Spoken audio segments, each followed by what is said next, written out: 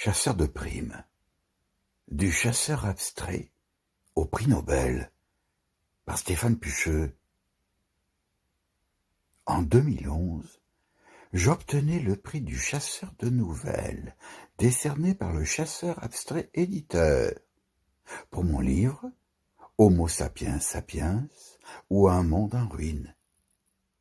Recevoir ce prix était un plaisir pour moi.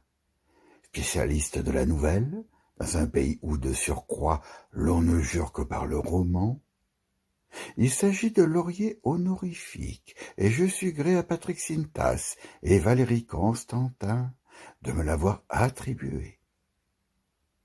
Dans l'océan des prix littéraires français, tous plus commerciaux les uns que les autres, c'est d'autant plus gratifiant.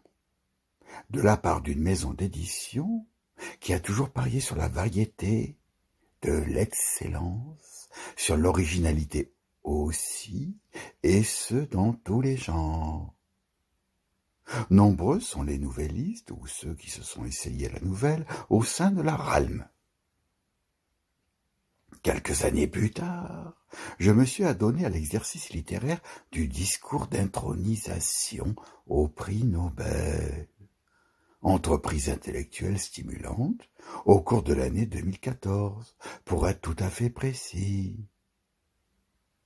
Comme si je le recevais, donc, un texte de 7 ou 8 pages que j'ai ensuite proposé à mon éditeur et que l'on peut lire à partir de mon espace d'auteur. Exercice intellectuel excitant et divertissant, dont le résultat fut pris au premier degré par mon entourage, sans oublier mon cher éditeur. Du temps s'est écoulé, et c'est au premier degré que je considère la chose. La dotation, 900 000 €, peu ou prou, était ce qui m'intéresse au premier chef. Mais je ne ferai rien pour me faire remarquer afin de l'obtenir. C'est déjà fait involontairement. L'édification de ce que l'on appelle une œuvre. La dotation est une prime, qui induit un discours.